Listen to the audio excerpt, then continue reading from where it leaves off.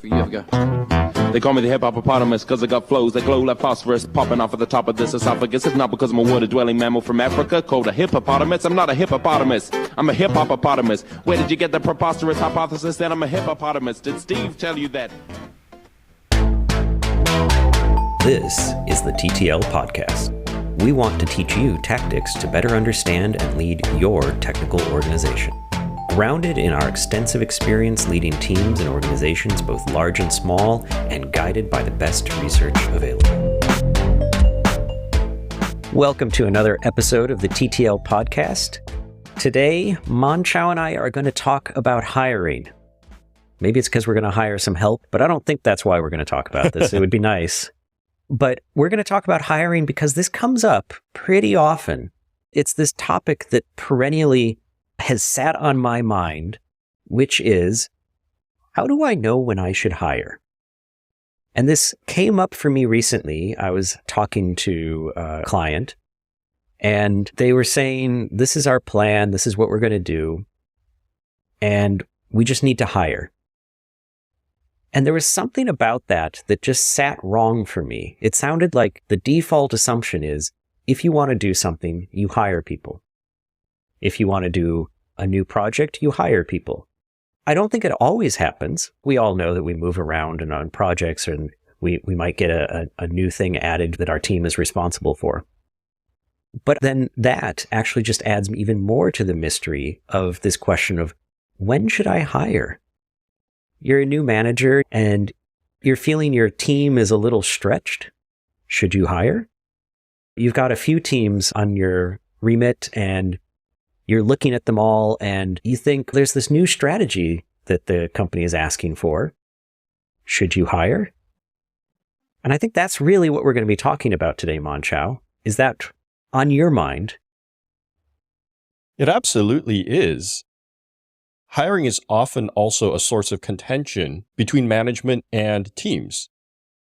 A team is often working and executing well, and they have their plan in front of them.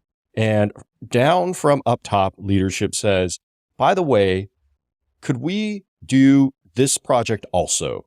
It's really important that we end up doing this. And you ask, can we stop doing this other thing?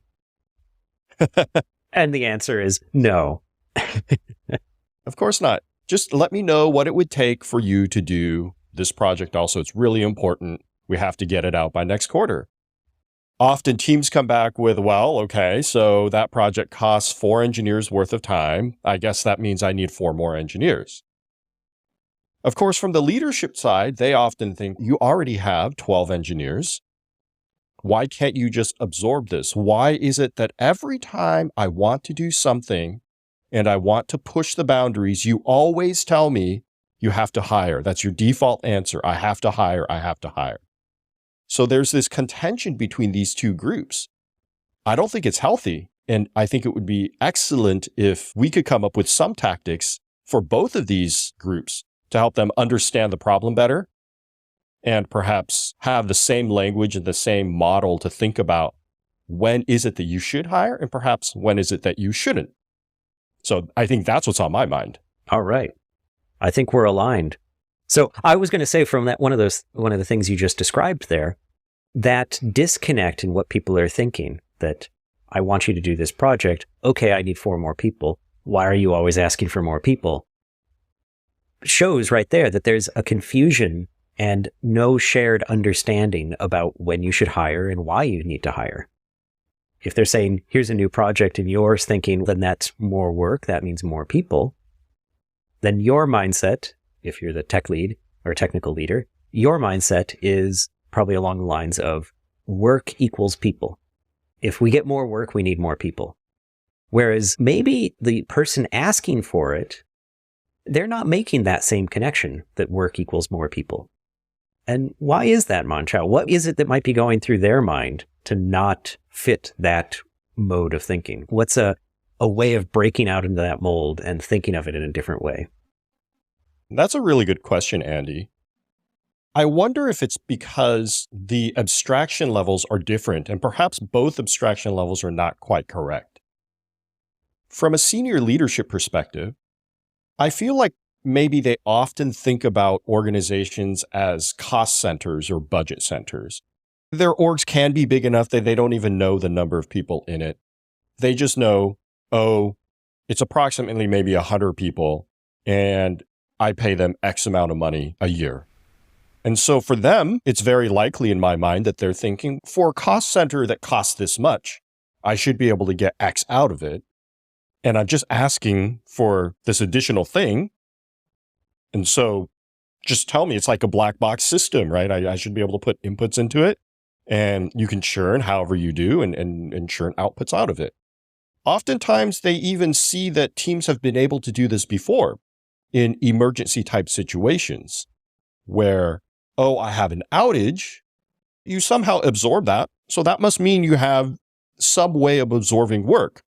Sometimes teams will talk about Slack, and they will say, well, can't you just utilize Slack time? Sometimes teams have other activities, retrospectives, learning activities. And so for them, they see it more, I think, on a team basis, which is right, I think, but there's some wrong aspects of that. Moving back down to the teams, oftentimes at that level, you see it as individuals. And so instead of thinking about what is my team and how can I achieve what I want to do, you start to think about Joe over here can do X and Y, and Jane over here can do A and B. And so now if I have C, that means I need new employee Phil. And this actually shows up in the way that people estimate. It shows up in the way that people do backlog planning and everything, right? Everything is a card is assigned to a person, and each person can have so many hours of work. And if I add them all together, I get my team. And so from the planning on the lower levels, it's so individual based that of course, if new work comes in, Joe already has his slots and Jane already has her slots. So I need a fill. So I think perhaps that's the reason why there's this disconnect, because the thinking model is different between those two groups. Does that resonate with you? I think so. And it also just brings back my flashes of anger at Atlassian that they still haven't allowed me to assign 2 people to a card in Jira. Pair programming is a thing. So Mon-Chaio, there's something that you said in there that I think might also fit into this, which is that the person asking for this extra thing to be done, who's saying, I don't really want to hire, I think probably they're also thinking about it, and you touched on this, from more of a return on investment type perspective. I'm already investing this much into progressing our system, our application for what the company wants to do. And yes, we want this thing, but we don't really want to invest more. Mm-hmm. And basically investment in this sense is usually down to people's salaries. It's in some way they're saying, I don't want to pay more for what we're getting right now. And so when they hear we need to hire more, it doesn't quite land, because in some way they're saying, but I don't want to pay more. And now you're telling me that the only way to do this is to pay more. So I think right there, it starts getting to a bit of the answer of when should you try to hire? There's one very clear thing. If you're willing to pay for more salaries, that's one clear indication that you might be in a situation where hiring is going to be okay.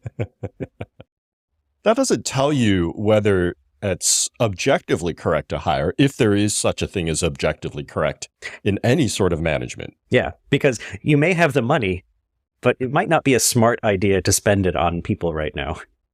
Right, absolutely. It certainly is a signal that perhaps you can hire. And I think oftentimes senior leadership does have in the back of their mind that probably they will get an ask to hire more people. Just because of history, that's always been the response. The engineering teams have trained them to know that it's coming. That's right. And if you've ever been in any of these planning meetings, and I'm sure you have, I've certainly seen it at many different companies, both through working there and consulting, then you start to have this conversation where it's, okay, I have this thing, engineering team is going to say to hire, I'm going to try to get them down to 3 people. It's a horse trading game now. Absolutely. I hate that word horse trading. I think it is one of the worst practices in software development, and it is still so prevalent. In fact, I know somebody who I respect quite a bit, not in the leadership side, but in other aspects. who really believes in horse trading as a central part of managing software projects. That's a discussion for a different day. But often, leadership, in their minds, they're thinking about money. And so they say, I'm willing to maybe spend this much extra. And so there's 3 people. I'd rather not, but maybe I can swing it. And my engineering team is asking for 5 people and I want 3. So then what happens in that case? Then you start breaking down, why is it 5 people? And all of a sudden you start to dig down into, well, I need to build these X systems and this requires this much time and this many people, which I think is also irresponsible, especially if you subscribe in any way to sort of agile philosophies. Now our hiring plan, which we'll talk about later, is more of a long-term thing, is being bound by these architectural short-term decisions before we even know what the system is going to look like, right? We're saying, oh, I need to build 3 platforms and it's going to have 2 data stores. So I need 1 data store team, which is 2 people. And then I need a gateway team, which is 3 people. So that's 5 people. How do you even know you need that? Yeah. And then what happens when you've built that data store? Are they gone? We're getting to a very weak foundation for deciding that you want to employ someone long term.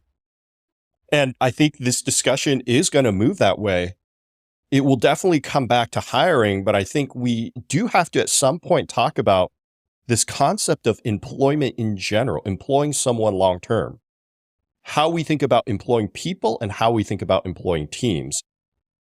I do think we should probably dig in that a little bit to have a strong thesis on then should we hire for a specific situation and how do we know? Yeah. So I think it brings up a few things, is that in that analysis of why do you want another person, as you said, you're probably thinking about, we're going to need to build this and we're going to need to build that. That immediately brings up the question of, do you need an employee or do you need a contractor? Or do you need a consultant? Each one of these has a different purpose to bring into the organization. And if what you're saying is, look, there's a very short-term thing that we need to get done. Once that's done, we move on and we don't need those extra people. That's sounding like something where you want to bring in contractors. And that might be a better discussion to have if you're thinking like, this is just a short term. We need some people with some expertise in this field, in this area, building these kinds of systems. We are a web app system, and what we're getting now is to build a mobile app. Okay, you have a choice. You can say you're going to now build out a mobile app development team or add that capability into your existing team. Or you're going to hire an agency and say, you know what, let's build an app and we'll take over small amounts of maintenance, a little bit that we can learn. Because we'll build it, it'll sit there. Maybe you'll design it in a way where the web app team can even do some of the updates. You're not going for a full native just because it doesn't fit your strategy. Mm-hmm. Key word here, we're going to get back to strategy. Foreshadowing, yes. And you decide, just contract it out. I think sometimes we forget about this within software development teams. We forget that there are other disciplines and other approaches to the work than full-time employees that will actually fit the situation really well sometimes.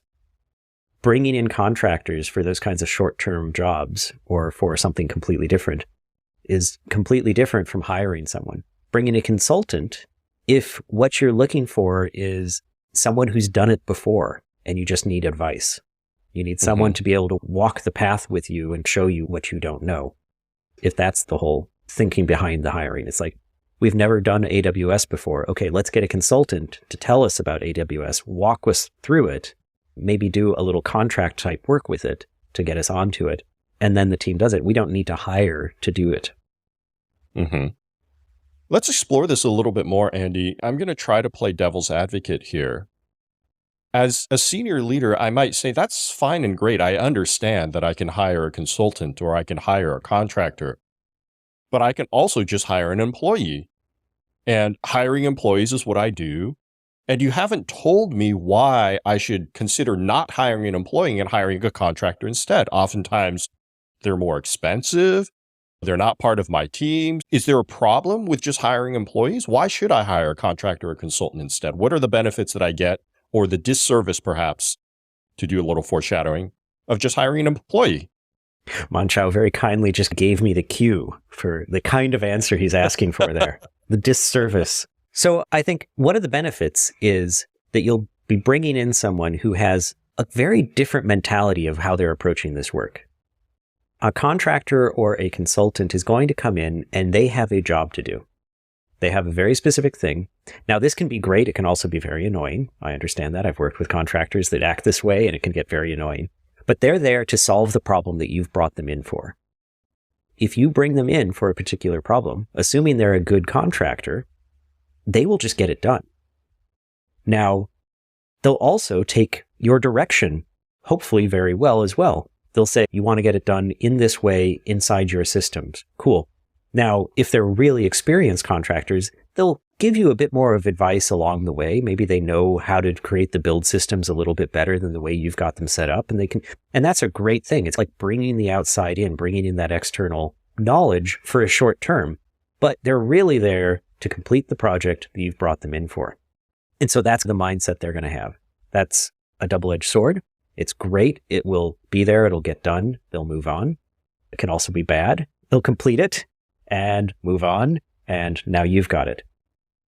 But it's a very real thing.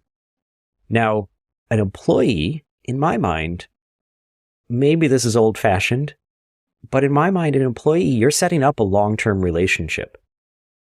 You are bringing them in and letting them be part of your organization and setting up all of those dynamics with the team, and the team will reshape around them. The whole organization possibly will reshape around them depending on the impact level of the individual that you're dealing with. And so if you bring them in and it turns out that the only thing that actually fit what they are and what they want to do is that one project, and then that project finishes and they look around and they're like, well, this is not at all the company I wanted to be in.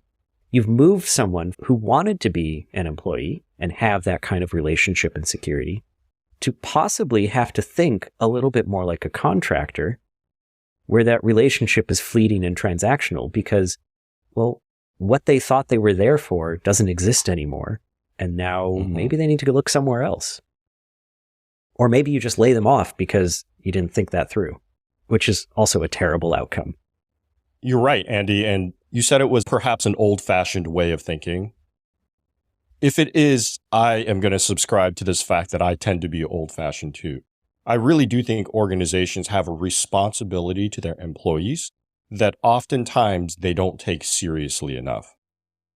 Let's use this hiring topic as an example. I often tell organizations, and perhaps this is the next portion of the topic we can get into, that hiring, it's a long-term activity, it's not a short-term activity. To put it another way, you don't hire because you need to get a project done. You hire to make sure your organization is right-shaped and right-sized for the future. Maybe that's a year, maybe that's 3 years, whatever the horizon that you're looking out for is. And some of the pushback I get from that is we don't know what that looks like. I can't say that this team needs to be 7 people or 14 people in 2 years because I don't know what's happening in 2 years. So how can you possibly expect me to say my hiring plan is to double the size of this team in 2 years, and that's how I hire without thinking about every specific project that they're working on? I think it's really interesting that a lot of organizations are willing to stand on that platform or stand on that pulpit and make that argument, while, to use the example you gave earlier, they're very willing to hire 2 people in to write a data store and then abstract away what's going to happen with those 2 people after the data store is built.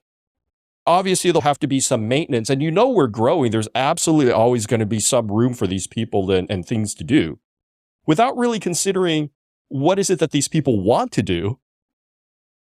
And so you are absolutely projecting one way or the other. I feel like for many organizations, it feels more comfortable to project one way in the way that's less responsible to the employee than to project the other way in the way that's more responsible to the employee. Absolutely, Mon-Chaio. And I think there's a key point in what you just said as well, which is that long-term has 2 meanings. Long-term is both, it takes a long time often to hire people. It's a long-term plan to grow that team and bring people in. But it's also a long-term commitment. Ideally, is what we're looking for, is we don't want to bring those people in 1 year and then they're gone in 6 months. We want them to be around for years.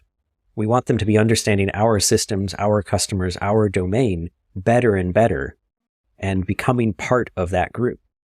Because as we've talked about in other episodes, that builds that trust, that builds that ability to do so much more and really create effective teams. And so the question, I think, becomes, to the point of we don't know what's going to be here in 2 years, you need to.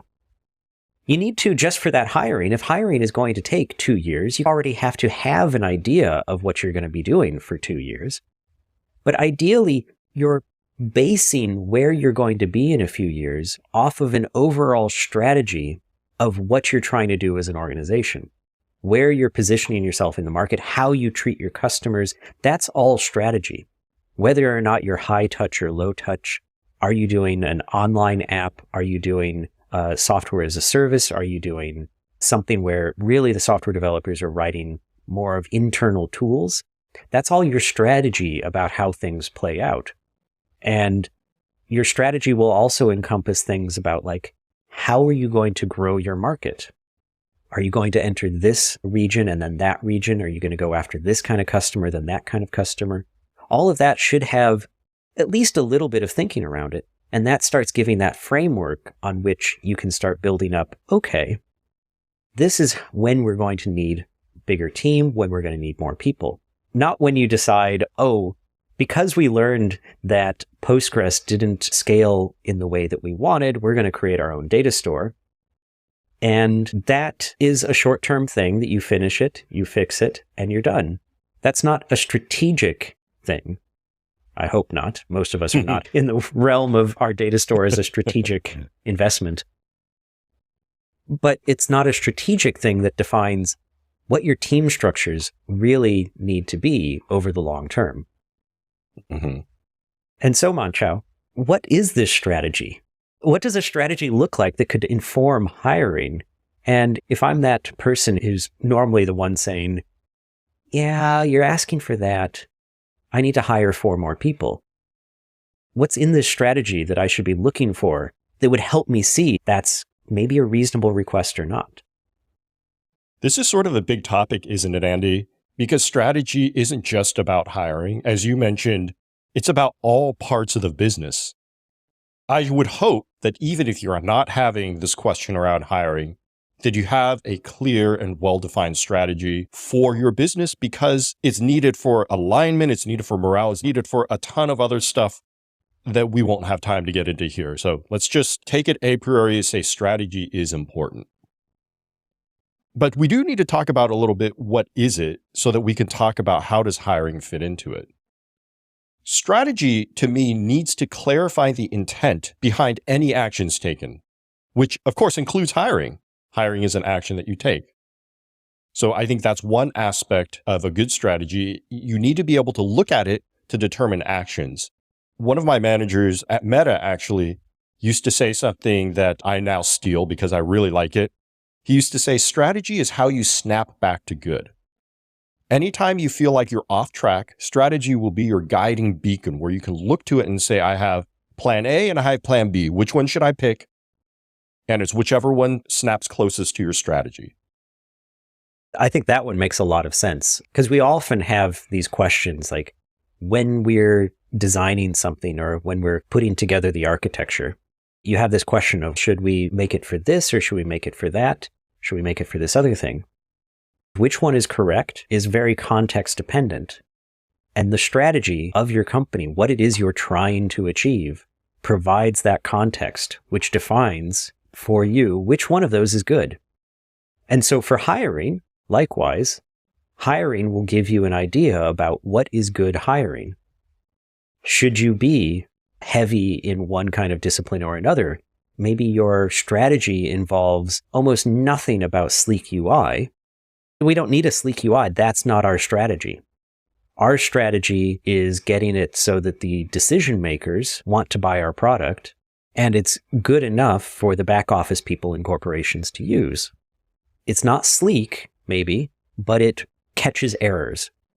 And so you're going to have very different hiring goals in that. You're not going to be hiring graphic designers who do very fancy, sleek looking UIs. You're going to be hiring people that are maybe very much into testing and how do you cause the system to do the wrong thing. And so it will determine quite a bit about what kinds of roles do you actually need to hire. I liked a lot of things about your example.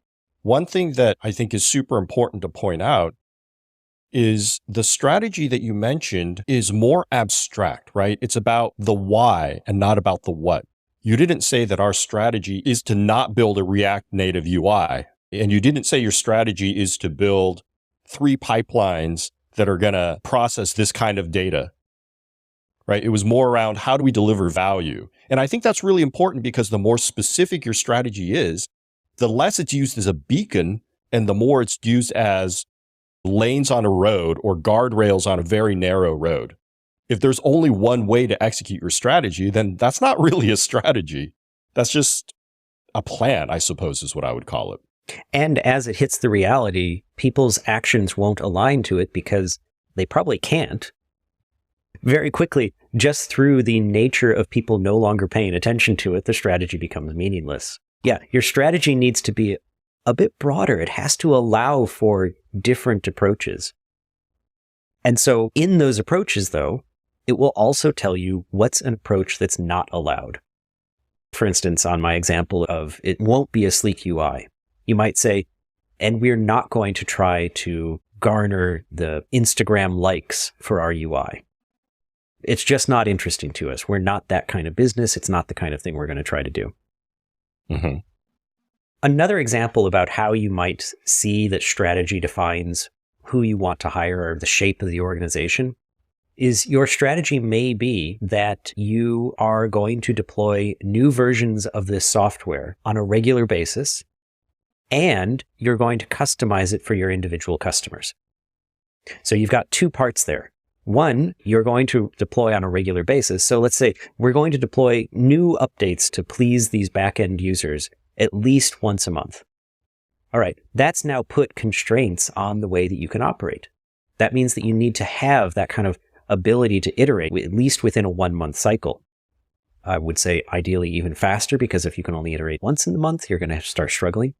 But it starts setting constraints about how you're going to have to operate internally and what kind of tactics you're going to need, what kind of practices the people you're going to hire need, and what structure your organization needs to have.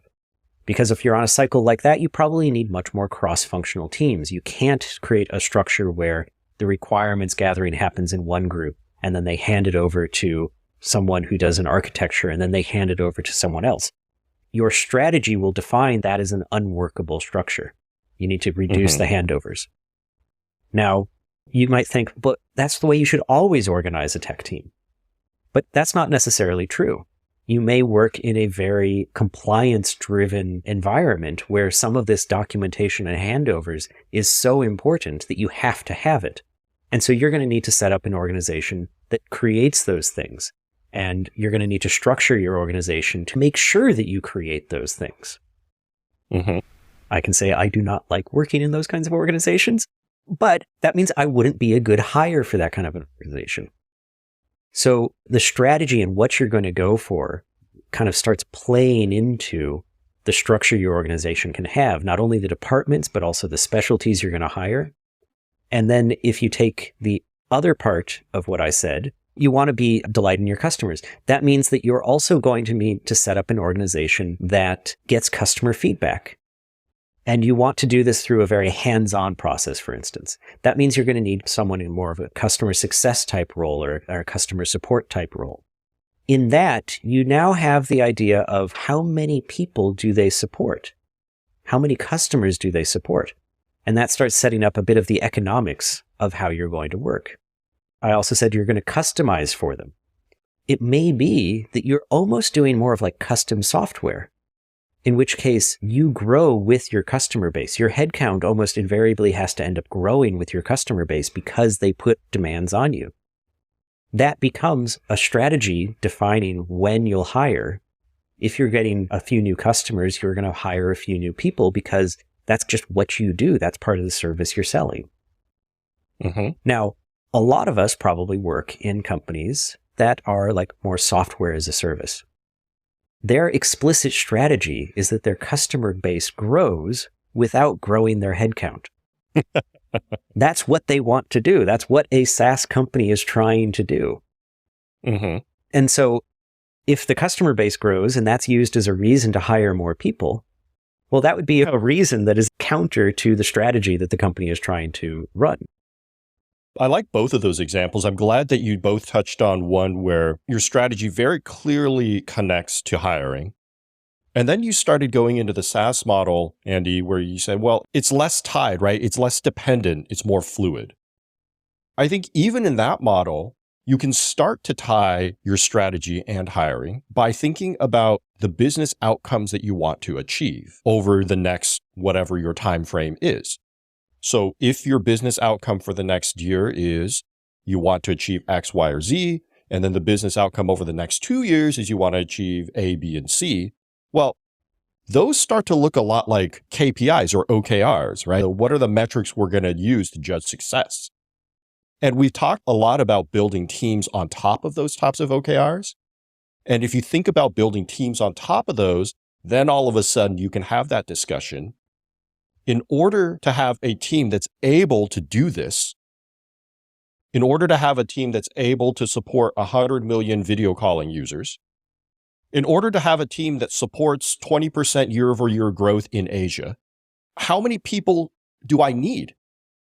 Of course, you're going to be doing projection. That's the whole point of this stuff. But it is really important to be able to right-size your teams in that way, because going back to the hiring aspect, it's going to take a long time to hire those people. For our listeners, how many of y'all have ever gone into roadmap planning and said, hey, we want to ship a project in the next quarter that requires 4 people, and bang, those 4 people appeared the next week and you were off and running?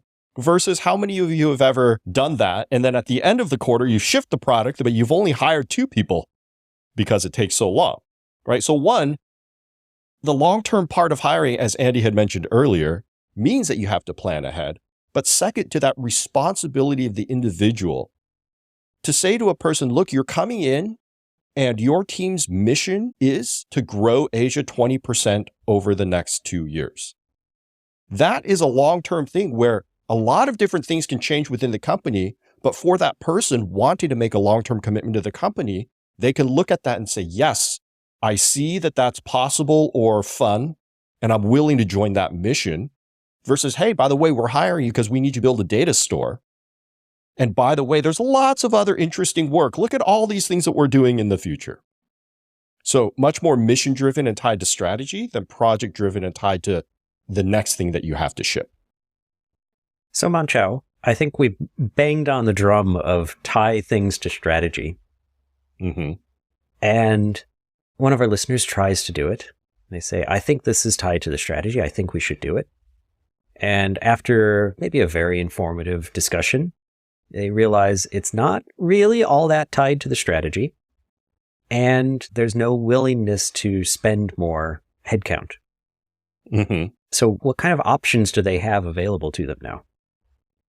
I think you mentioned a great option, Andy, and I am going to say that this still ties back to strategy, which is to take a look at your strategy and say, what is it that we're not doing? And then bring that back down to see, well, are you really doing anything? Even, I don't want to say in secret, but sometimes there's this dark work, or there's this work that's accumulated over time, or there's work that because you've been doing it operationally just sort of grows without anybody kind of looking into it, right? Things like, oh, well, I know we said we weren't going to help customers debug, but there's this really important customer that we said we'd make a one-off exception for. And now they're taking a lot of time. So let's just build a quick little tool that we can use to help them debug. Oh, well, this tool has bugs. So let's like productionize it, make it a web UI because, that sort of thing that then starts to conflict with your strategy. That sounds operationally like a very good idea. Absolutely. We need to do this because this other thing keeps happening and we want to make that more efficient. These customers are coming in, sales keeps pulling us in to talk to them about this stuff. I would say if those are not aligned with the strategy, you make that very clear. And unless it's going to destroy the business, you stop doing it. And you say that that's what you're going to do because that's not the strategy of the company, and that's the trade-off. And I don't think that's a bad thing at all. No. In fact, it's the whole point of having that strategy. Right. Even for the most successful organizations, even if you were seeing yourself as a model organization, you said, hey, I actually do everything that Andy and Mon-Chaio talk about on their podcast because our tactics build the model organization, right, Andy? Oh, they do. If anyone does something different from what we're saying, I think they're wrong. Absolutely. They are just wrong, and they can come to our conference talk and we'll tell them how wrong they are. But even for the most successful organizations, it's actually a good thing that this operational aspect creeps up and starts to try to make you more effective and efficient at the day-to-day work that you do, right? I think the challenge, though, is most organizations don't take a good hard look at that regularly and snap it back to strategy. And I think that's the piece that's missing. And I think if more organizations were to do that, they would find that there's many things that they could do to refocus. Getting back to hiring, they don't have to hire. They could refocus and say, look, actually, given our strategy, and now that we've taken a closer look at it, there are these things that we could deprioritize. Yeah. And I want to clarify that when I said, oh, you just stopped doing it, that was a bit extreme. What you should do is start working out, how do you wind it down? Some things you can just cut. Other things you do need to wind down, like that engagement with the user where you were saying you need to debug. You start extracting yourself from that situation. You start pushing back on them, and at the negotiations about it, you just start saying, look, this is far beyond we ever expected to take it, and you start pulling it back. But with the engagement of the more senior leadership, the ones that were part of that discussion about why are we doing this, and getting that clarity, that alignment on we're doing it because it's not part of our strategy. And I also want to add one thing to not take away from this is that you should not stop investing in operational efficiency, getting rid of the friction that slows you down. No, absolutely. In fact, you want to be very targeted in that, because quite often when you get those requests and you're like, well, we need to hire because we have to keep doing all this other stuff, investing in efficiency that lets you stop working on the stuff that isn't all that strategic and to work on the stuff that is really beneficial. You don't want to get stuck in this pattern of business as usual and just letting the friction build up. And so you want to find ways of moving that away. And there is actually a reason why someone may say, we're not going to hire, because they want to create that back pressure for the teams to do that.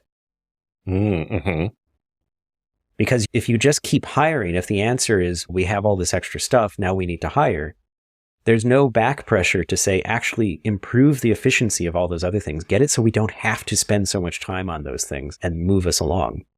So one of the ways of doing this is to actually just constantly put a little bit of investment, a little bit of effort into improving those systems so that you're not constantly pulled off onto, we need to restart this server every 4 days, and it takes 3 hours to recover properly once we've done it. No. Even if it takes a few days or weeks of some engineer to fix that, you're probably better off fixing it than saying hiring another person, because there is a cost that we never talked about, but I'm pretty sure all of our listeners know. Growing the team makes everything harder. One last thing that I think we haven't brought up yet, which is when you do have to talk to a group about the stop working on something, that can bring up a lot of negative emotions, a lot of morale problems, and a lot of pushback, because they'll see it as very important. I hope they see it as very important because they've been working on it. Maybe they'll be relieved. Who knows? Some teams are relieved when you tell them, please stop working on that. And they're like, oh, really? Oh, thank God. Okay. Right. We finally have allowance to stop doing this thing. But sometimes they'll have invested themselves into it. They might even see it as part of their identity. And there you'll have to have that conversation about, why do we not want to do that anymore? A company I worked at, the application I had worked on, they moved everyone off of because strategically it didn't make sense for the company to put effort into it. And so they came up with a plan to document things, to fix up some of those operational issues that had to be worked on all the time, and get it to the point where they could just walk away. And for some people, that was probably hard because it was a project that they had worked on. It was a program that they had worked on, and it was their team for years by that point. But it was the right choice because there was no growth in that. I don't think we'd made a sale of it for several years. And it could sit with its few small customers, just bringing in a couple £100,000 every year with absolutely no effort. In fact, it got to the point where we actually had a little bit of a problem. A lot of us forgot how it worked. And so when a problem did happen, we had to sit there and go like, wait, how does this thing work again? Wouldn't we all like to have a system in our back pocket that brought us in a couple £100,000 a year? We didn't have to do anything. Yeah. But the thing about that is to talk about that emotional reaction and to talk about, you might even need to name it, the sunk cost fallacy. The idea that you don't need to just keep investing into it to hope that it will be better later. But you should really think about it and say, is this really what we need? Tying it back to the strategy, or is it not? And if it's not, we should be ready to just let it go. And Andy, it's actually a two-way street here. We've talked a lot about the team itself having an identity. Perhaps their team name was Product X. Yep, it was. We even had a mascot. It was the hippopotamus. Oh my goodness. Now we're dating ourselves, right?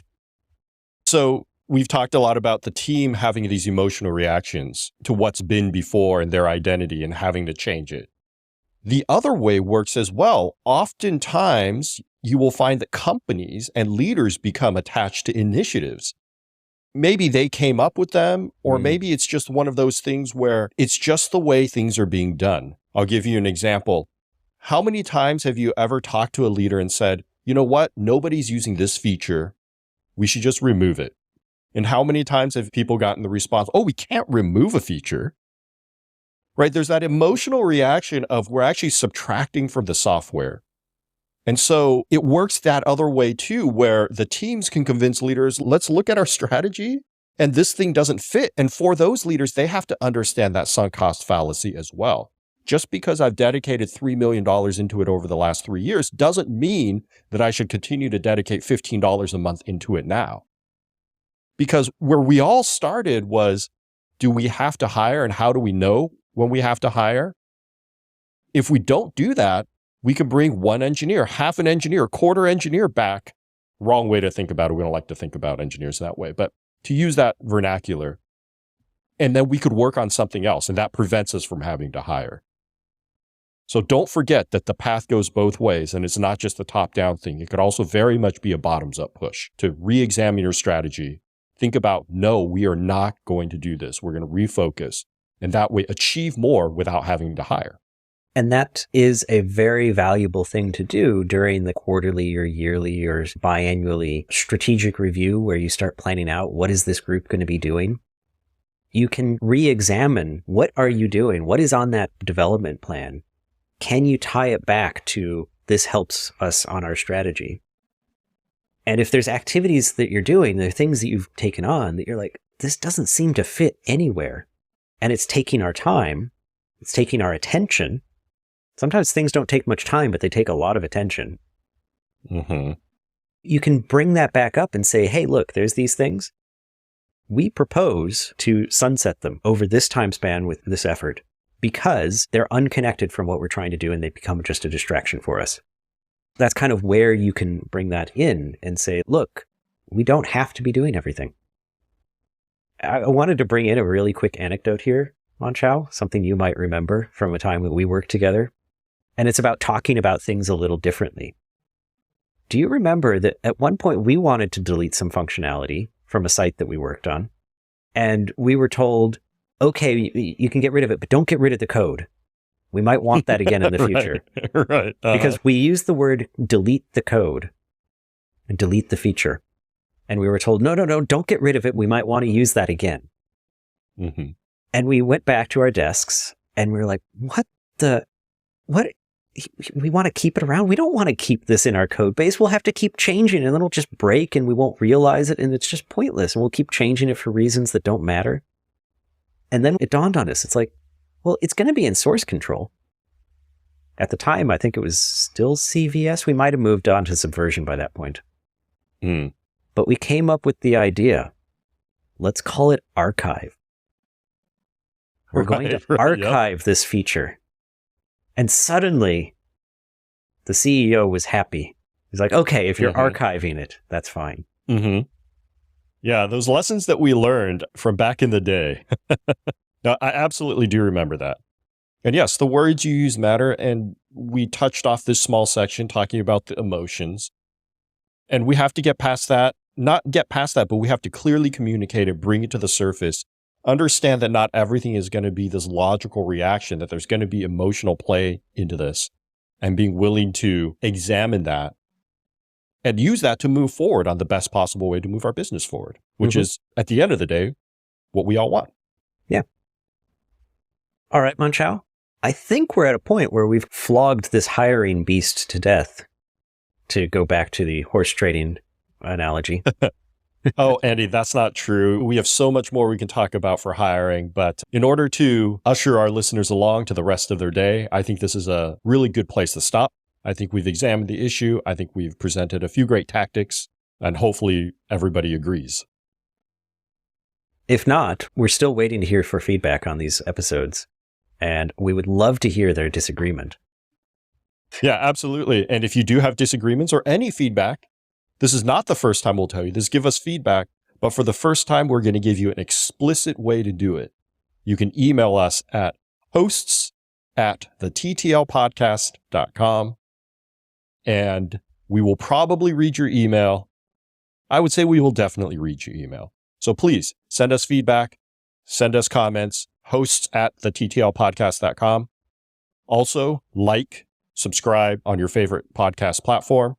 The listeners are the lifeblood of any podcast. We've had a great time talking through these topics, and we hope you've enjoyed them too. All right. Till next time, be kind and stay curious.